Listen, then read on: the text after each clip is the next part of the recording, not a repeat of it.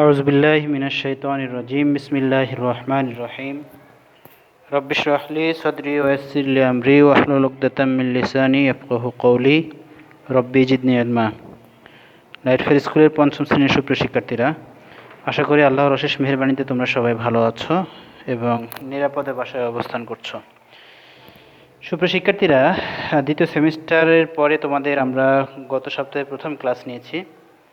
আমরা প্রথম অধ্যায় থেকে আবার পুনরালোচনা অথবা যে রিভিশন যেটাই বলি না কেন আমরা শুরু করেছি। এর ধারাবাহিকতায় আজকেও আমরা প্রথম অধ্যায়ে আলোচনা করব। আমরা প্রথম অধ্যায়ে আমরা আল্লাহর আসমাউল হোসনা বা আল্লাহর গুণবাচক নামসমূহ এই পার্টটা আলোচনা করে শেষ করেছিলাম। আজকে আমরা এরপর থেকে আলোচনা শুরু করব ইনশাল্লাহ। তোমরা সবাই পাঠ্য বইটা নিজেদের হাতের কাছে নাও এবং একটি পেন্সিল বা কলম নিতে ভুলবে না অবশ্যই। জি সুপ্রিয় শিক্ষার্থীরা, তোমরা বইয়ের নবী রাসূলদের পরিচয় আসমাউল হোসনা এর পরে নবী রাসূলদের পরিচয় এখান থেকে আজকে আমরা আলোচনা শুরু করব।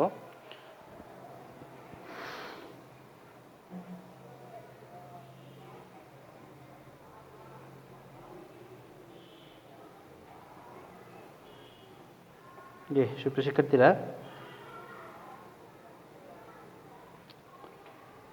নবী রাসূলগণের পরিচয় বা নবী রাসূলের পরিচয়। তাওহীদের পর, তাওহীদ মানে হচ্ছে আল্লাহর একত্ববাদ।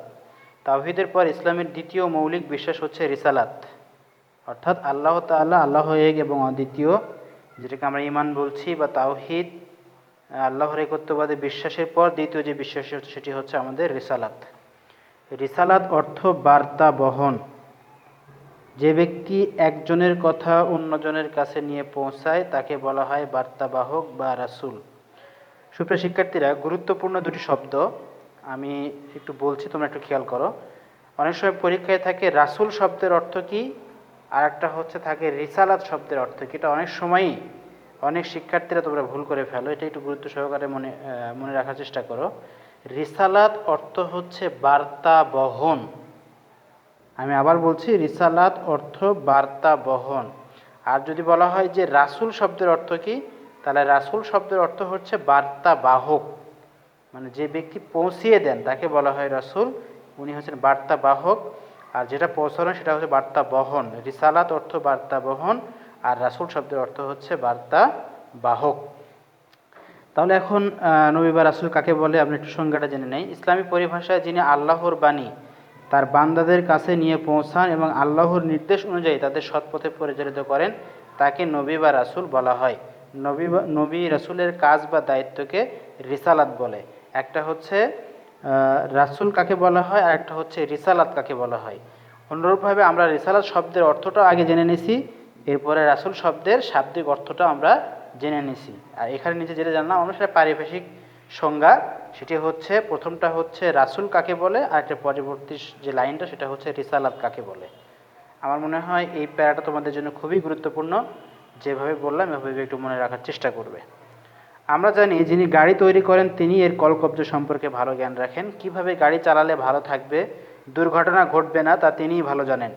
সবাই তার কথা মতো গাড়ি চালায়, তার কথা মতো না চালালে গাড়ি দুর্ঘটনায় পতিত হয়, অনেক ক্ষয়ক্ষতি হয়, মানুষ মারা যায়। পরের পৃষ্ঠায় চলে যাও।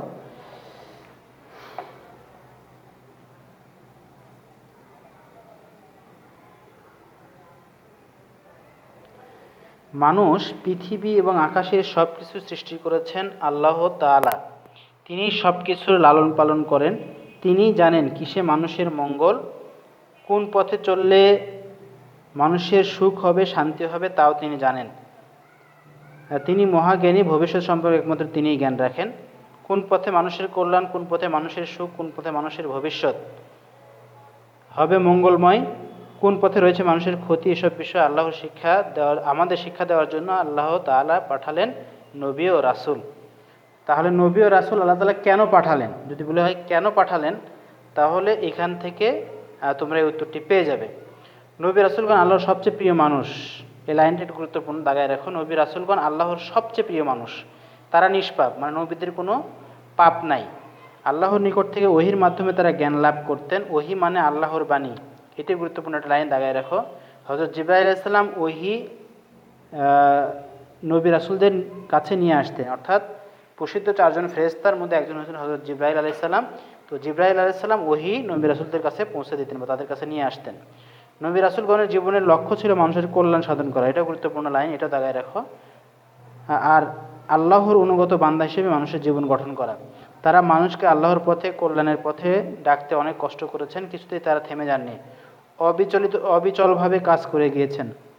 নবী রাসূলগণের মূল শিক্ষা কী ছিল? সুপ্রিয় শিক্ষার্থীরা, এই যে বক্সটি, এটি তোমাদের বার্ষিক পরীক্ষা বলো, যদি বোর্ড পরীক্ষায় বৃত্তি পরীক্ষা হয়, সেক্ষেত্রে এই লাইনটি খুব, এই নবী রাসূলের এই মূল শিক্ষাটা খুবই গুরুত্বপূর্ণ এবং অনেক ক্ষেত্রে এটা পরীক্ষায় আসে। তাহলে এখানে যেভাবে আছে ঠিক এইভাবে পয়েন্ট আকারে দেখো, সুন্দরভাবে 6টা পয়েন্ট দেওয়া আছে এবং এই পয়েন্ট যা আছে হুবহু তোমার এটাই লেখার চেষ্টা করবে। তাহলে নবী রাসূলদের মূল শিক্ষা কী ছিল? নবী রাসূলদের মূল শিক্ষা ছিল 1, তাওহীদ, আল্লাহ এক, তার কোনো শরিক নেই। 2 নাম্বার হচ্ছে রিসালাত, আল্লাহর বাণী মানুষের কাছে পৌঁছানো। 3 নাম্বার হচ্ছে দিন, আল্লাহর দেওয়া জীবন ব্যবস্থা সম্পর্কে মানুষকে জানানো। সুপ্রিয় শিক্ষার্থীরা, এখানে দিন কিন্তু 2টা বিষয়, একটা হচ্ছে রসিকারদের দিন হচ্ছে যে আমাদের দিবস বা দিনের রাতের পরে যে দিন হয় সেই দিন, আর এই দিন মানে হচ্ছে জীবন ব্যবস্থা, অর্থাৎ মানুষ কীভাবে তার জীবন ব্যবস্থাকে বা জীবন পরিচালনা করবে সে সম্পর্কে বলা আছে। আখলাক, চারিত্রিক গুণ ও ভালো ব্যবহারের নিয়মকানুন শিক্ষাদান। শরীয়ত, হালাল হারাম ও জায়েজ না জায়েজের শিক্ষা প্রদান। আখিরাত, মৃত্যুর পরবর্তী জীবন সম্পর্কে জানানো। তাহলে নবী রাসূলদের মূল শিক্ষা ছিল এই 6টা মৌলিক পয়েন্ট এবং এর আলোকে পয়েন্টের ব্যাখ্যাগুলো দেওয়া আছে। কেউ যদি শুধু এই পয়েন্টগুলো লেখো তাহলে কিন্তু ফুল মার্ক পাবে না। এই জন্য তাওহীদ এরপরে ক্লোন দিয়ে যেভাবে বর্ণনা করা আছে তোমরা ঠিক সেভাবে, এক কথায় এই বক্সটা যেভাবে আছে তোমরা সেভাবেই লিখবে। তবে আবার বক্স দিও না, বক্স দেওয়ার দরকার নাই, কিন্তু জাস্ট পয়েন্ট আকারে এভাবে সুন্দরভাবে তোমরা পরীক্ষায় লিখবে। তাহলে এটা কি তোমাদের জন্য অবশ্যই একটি গুরুত্বপূর্ণ নোট ডাউন, তোমরা এটা সবাই মুখস্থ করে ফেলবে। সুপ্রিয় শিক্ষার্থী, আমরা পরের পৃষ্ঠায় চলে যাই। আল্লাহ তাআলা বলেন ওয়ালিকুল্লি কওমিন হাদিন, অর্থাৎ বাংলা অর্থ হচ্ছে প্রত্যেক জাতির জন্য পথ প্রদর্শক এসেছেন। অর্থাৎ আল্লাহ তাআলা যুগে যুগে আল্লাহ তাআলা যুগে যুগে মানুষকে পৃথিবীতে সৃষ্টি করেছেন এবং যুগে যুগে মানুষের হিদায়াতের জন্য প্রত্যেকটা যুগে আল্লাহ তাআলা নবী রাসূল পাঠিয়েছেন। এরপরে তোমরা পড়ে নিও, এখানে একটি গুরুত্বপূর্ণ বিষয় বলা আছে। মহানবী হযরত মুহাম্মদ সাল্লাল্লাহু আলাইহি ওয়াসাল্লাম হলেন সর্বশেষ ও সর্বশ্রেষ্ঠ এবং সর্বশেষ নবী, অর্থাৎ মহানবী সাল্লাল্লাহু আলাইহি ওয়াসাল্লামের পরে আর কোনো নবী আসবে না, আমরাই হচ্ছেন সর্বশেষ নবীর উম্মত। এরপরে ঈসা আলাইহিস সালাম পৃথিবীতে আগমন করবেন, বাট তিনি মহানবী সাল্লাল্লাহু আলাইহি ওয়াসাল্লামের উম্মত হিসেবে আগমন করবেন। তো নবীদের আগমনের ধারা শেষ হয়ে গেছে, তারপরে আর কোনো নবী আসেননি, আসবে না, এজন্য তাকে বলা হয় খাতামুন নাবিয়্যিন। খাতামুন নাবিয়্যিন অর্থ সর্বশেষ নবী। সুপ্রিয় শিক্ষার্থীরা, এখানে একটা তোমাদের সংক্ষিপ্ত গুরুত্বপূর্ণ একটা প্রশ্ন পরীক্ষা আসে, সেটা হচ্ছে মহানবী সাল্লাল্লাহু আলাইহি ওয়াসাল্লামকে কেন সর্বশেষ নবী বা খাতামুন নাবিয়্যিন বলা হয়? মহানবী সাল্লাল্লাহু আলাইহি ওয়াসাল্লামকে কেন খাতামুন নাবিয়্যিন বলা হয়? উত্তরটা আমি বলে দিচ্ছি। মহানবী হযরত মুহাম্মদ সাল্লাল্লাহু আলাইহি ওয়াসাল্লাম হলেন সর্বশ্রেষ্ঠ এবং সর্বশেষ নবী, তারপরে আর কোনো নবী আসেননি, আসবেনও না, এজন্য মহানবী সাল্লাল্লাহু আলাইহি ওয়াসাল্লামকে খাতামুন নাবিয়্যিন বলা হয়। তাহলে এই উত্তরটা তোমরা এখানে সুন্দরভাবে লিখবে। এরপরে যে বিষয়টি আছে সেটা হচ্ছে আখিরাতের প্রতি ঈমান। আমরা প্রথমে পড়লাম তাওহীদ, এরপরে পড়লাম হচ্ছে রিসালাত, এখন আমরা যে বিষয়টি আলোচনা করব সেটি হচ্ছে আখিরাত। তৃতীয় যে বিষয়ের উপর হযরত মুহাম্মদ সাল্লাল্লাহু আলাইহি ওয়াসাল্লাম আমাদের ঈমান আনতে নির্দেশ দিয়েছেন তা হচ্ছে আখিরাত। প্রায় প্রতিদিন আমরা বহু মানুষের মৃত্যুর সংবাদ শুনি। পাড়ার কেউ মারা গেলে আমরা খবর নিতে যাই, গোসল দিয়ে কাফন পরি, এক স্থানে জড়ো হয়ে মৃত ব্যক্তি জানাজা পড়ি, দোয়া করি, পরে কবরে দাফন করি।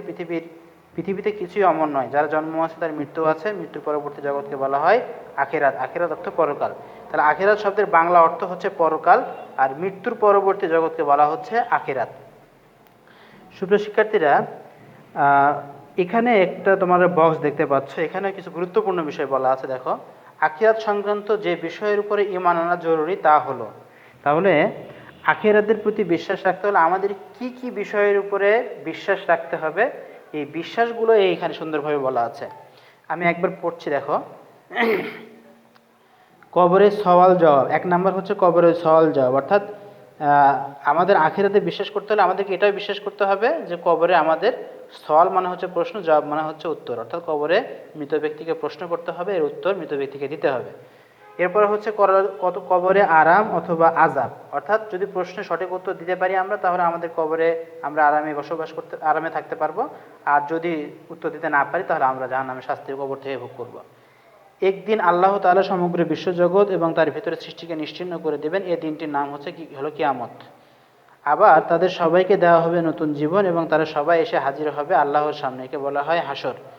সকল মানুষ তাদের পার্থিব জীবনে যা করেছে তার আমলনামা আল্লাহর আদালতে পেশ করা হবে। আল্লাহ তাআলা প্রত্যেক ব্যক্তির ভালো মন্দ কাজের পরিমাপ করবেন। আল্লাহর মিজানে যার সৎ কাজের কর্মের পরিমাণ এবং অসৎ কর্ম অপেক্ষা বেশি হবে, আল্লাহ তাআলা তাকে মাফ করবেন। আর যার অসৎ কর্মের পাল্লা ভারী থাকবে, আল্লাহ তাকে উপযুক্ত শাস্তি দিবেন। আল্লাহর কাছ থেকে যারা ক্ষমা লাভ করবে তারা জান্নাতে চলে যাবে, আর যাদের শাস্তি দিবেন তারা জাহান্নামে প্রবেশ করবে। সুপ্রিয় শিক্ষার্থীরা, এই জায়গাটা, এই বক্সটাও গুরুত্বপূর্ণ। অর্থাৎ যে প্রশ্নটা এরকম হয় যোগ্যতা ভিত্তিক, যে আখিরাত, তুমি যদি আখিরাতে বিশ্বাস করো তাহলে আখিরাত সংক্রান্ত কোন কোন বিষয়ের উপরে তোমার ঈমান আনাটা জরুরি। তাহলে এখানে উত্তরটা হচ্ছে, প্রথমটা হচ্ছে কবর, এরপরে হচ্ছে কবরে সওয়াল জবাব, কবরে আরাম আযাব, এরপর হচ্ছে কিয়ামত, এরপরে হচ্ছে হাসর, এরপরে হচ্ছে আমল নামা, এরপরে হচ্ছে বিচার, আর একটা হচ্ছে চূড়ান্ত ফলাফল, মানে কি হবে। এক কথা এখানে পয়েন্ট আকারে যেভাবে আছে এভাবে তোমরা সুন্দরভাবে পড়তে পারো। তো সুপ্রিয় শিক্ষার্থীরা, আজকে এখানেই শেষ করছি। আমি আবারও বলছি, তোমাদের এই যে আখিরাতের সংক্রান্ত যে বিষয়গুলোর উপরে ঈমান আনা জরুরি, এই বিষয়টি তোমরা মুখস্থ করবে এবং পাশাপাশি এই পাশে নবী রাসূলদের মূল শিক্ষাটা কী ছিল, এই দুটা পয়েন্ট অবশ্যই তোমরা এই ক্লাসে মুখস্থ করে ফেলবে। তো সুপ্রিয় শিক্ষার্থীরা, তোমরা সবাই ভালো থাকো, তোমাদের সুস্বাস্থ্য কামনা আজকে আমরা এখানে শেষ করছি। আসসালামু আলাইকুম ওয়া রাহমাতুল্লাহি ওয়া বারাকাতুহু।